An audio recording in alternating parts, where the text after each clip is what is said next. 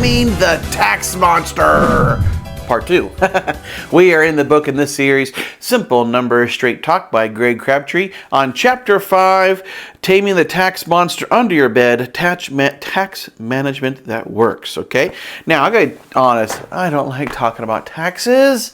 I'm not a tax preparer. I'm not an accountant. I'm just a guy who's simple. My name is Jake, one syllable, right? But I like money. I think you do too. I like to figure out how to keep more of it.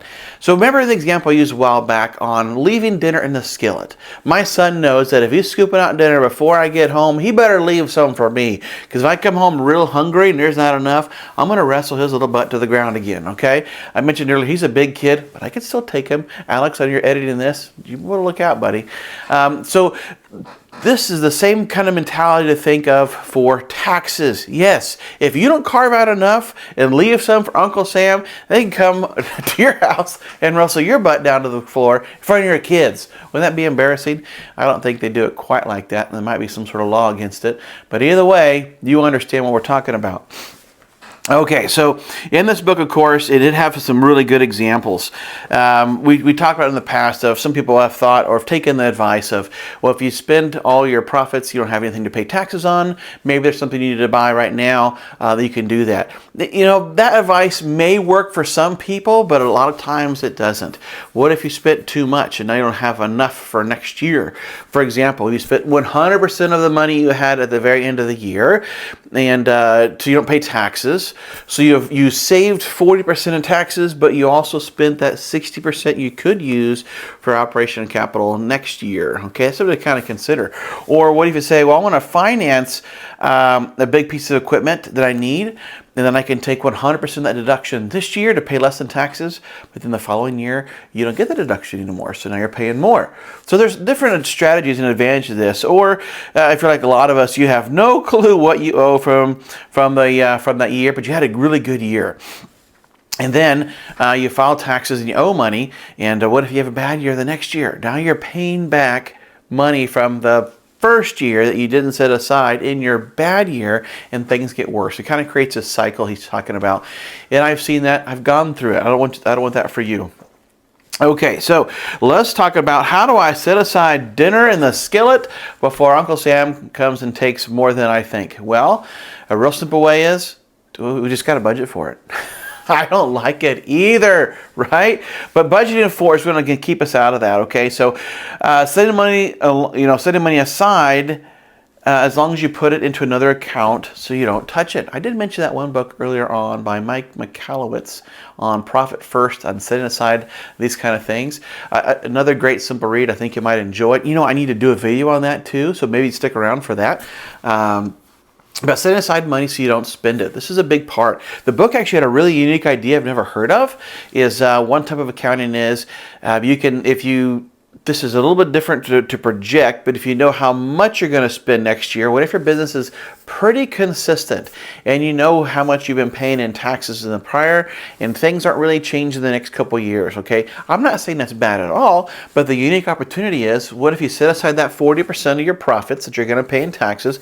That's to Medicare, there's a couple other things, state and stuff. It always averages out to about 40%. Again, I'm not your tax preparer, but if you set that 40% aside and put it into a CD that matures, means you can take the money out on April 15th.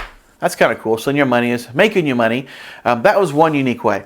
Or another way is I carve it out monthly or quarterly, and I put it into a different banking account. If you're like us or like me, and a lot of times I see it in my checking account, I might spend it. We talked about earlier, if you have cash on hand, you better have a plan. So one way is to take that out and put it into a different account, one that doesn't link to your debit card, right? So you can't go to the ATM and going, I could probably, if I take my cues from the government, maybe I'll borrow from this one to pay this one, and later on, hopefully, I'll make it up. No, what you have to end up doing is, a great quote is, Martin Luther King actually said this as well, Martin King Jr. to be exact. If a man is running a race and he is behind, he must run harder and faster than the person in the front or he'll be forever behind. I think it's kind of expanded on the quote right there. You can quote it from in the comments there below.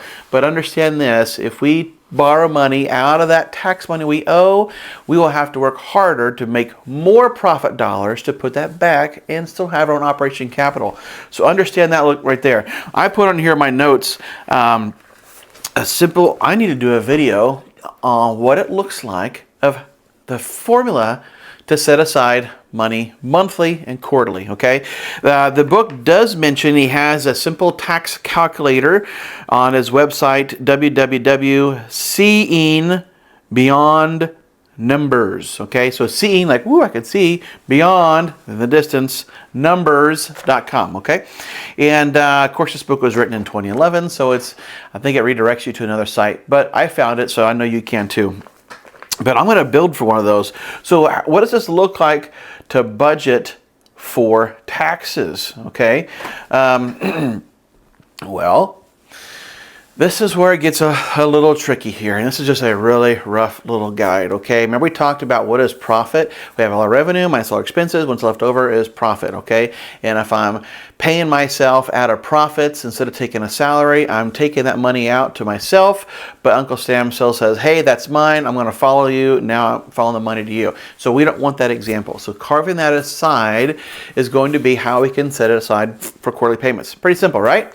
So that could be, this is where it gets crazy, cash versus accrual. We talked about this earlier. When I look at my budget, I want to know my accrual, meaning like I got a job, I did the job and all the expenses, and I want to know, then I want to get paid, of course, obviously, but a lot of times I don't get paid in the same month, but I do show that in my budget as sales, okay? So I looked at all my expenses and all my sales. And now I can look at each month, in 12 months in advance of what it could look like in the cycles of the season. Okay, that's called accrual. The cash method is all my income that month and all my expenses that month. Okay, so for example, if I'm truck washing and I use soap, I can show that in my job cost analysis of how much money I made on that. Although I might have just taken it out of the drum or tote I already have in my shop, but maybe next month I got to buy a whole new tote for like $4,000. Yeah, we use some expensive soap, so it works for us. And then so my expenses look a little differently next month. So understand this: we had we got a couple of. We've been blessed to get a lot of different commercial jobs because we have John who's in our sales side who's really good at making friends with customers and solving problems, and they're happy to pay us to get those problems solved for them. That's how business works. But sometimes we get really big jobs that pay us like 30 days later. So we just got paid on a job we did about 30 days ago. So in this month, which is February, we see that big deposit come into my account, okay? But I looked at that last month in January as in my budgeting expenses because I know how much I charged. I know how much it cost me to do it. I know how much I charged them, so what came into it. So I look in that budget under an accrual method. But under cash side, hang in there with me. February, I got paid for that. So if I look at all my expenses that I did in February and I paid for it and all the cash that came in my account in February, it looks like February is a very profitable month and January has more expenses because I didn't get paid in that. So the profit on January on a cash basis looks less. You see how it works? So when you're setting aside money, some things could go up and down if you do it monthly, but you look for the quarterly. So understand when you have accounts receivable, also known as ARs, that can throw off on that calculations. But as a rule of thumb, if we're setting aside 40% on setting our account, and then we file that quarterly, that's called a pay-as-you-go method, and it mentions that in the book.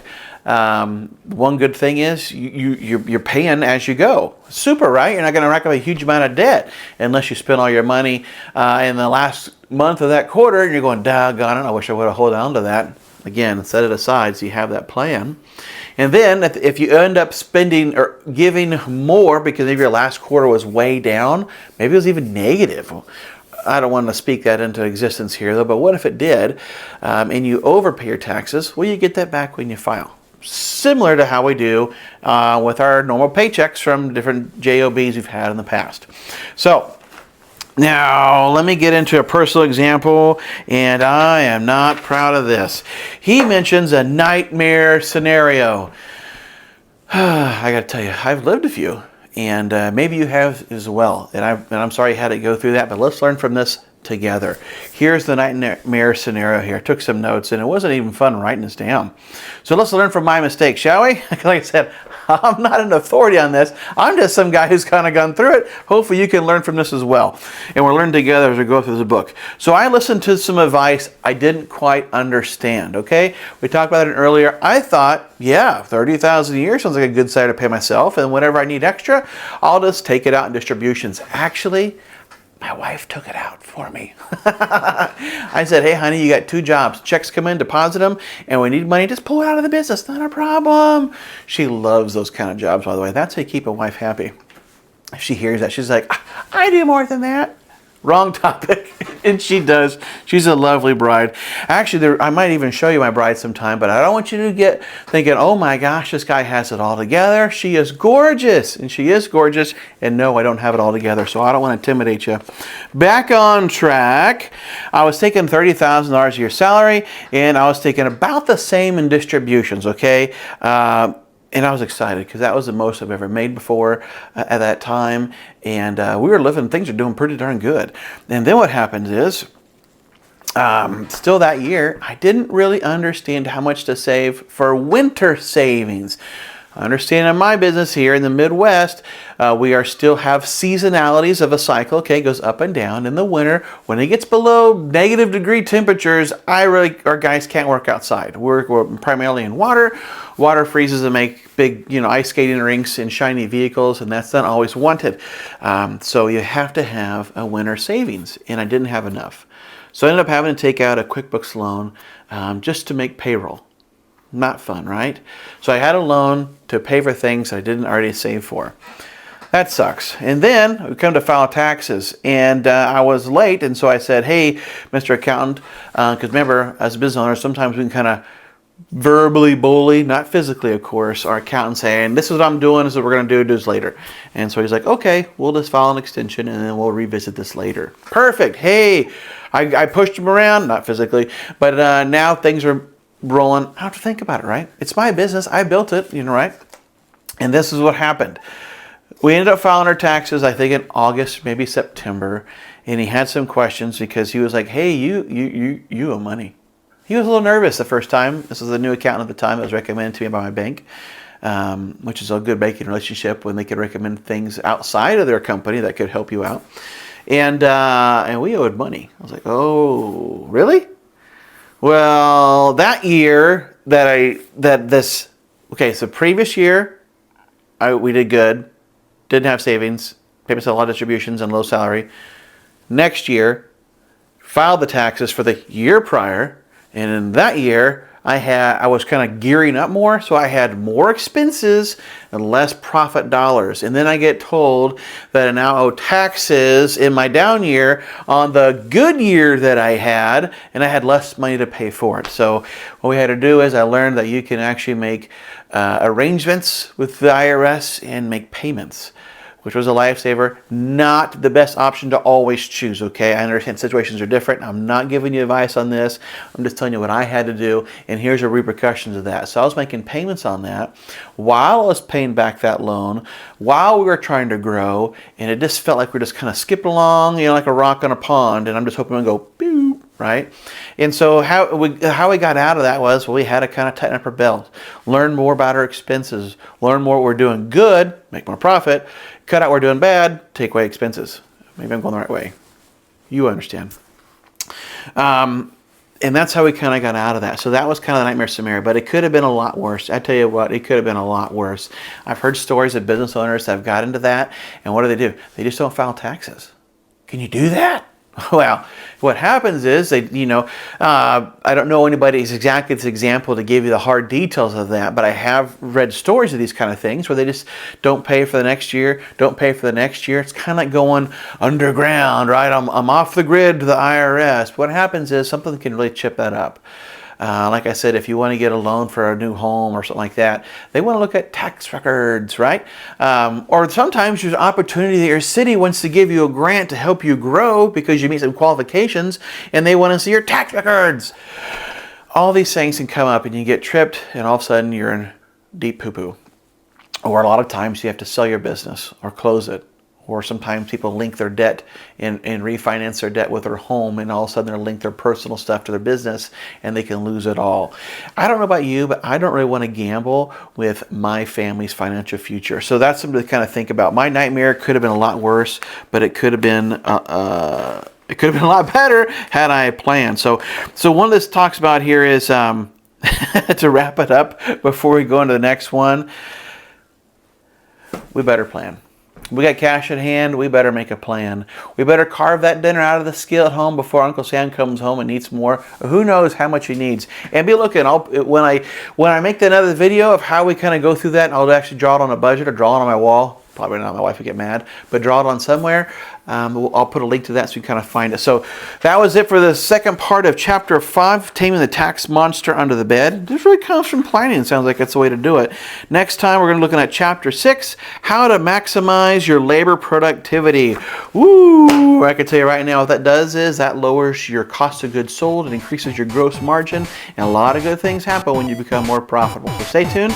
Thanks for joining me. See you next time.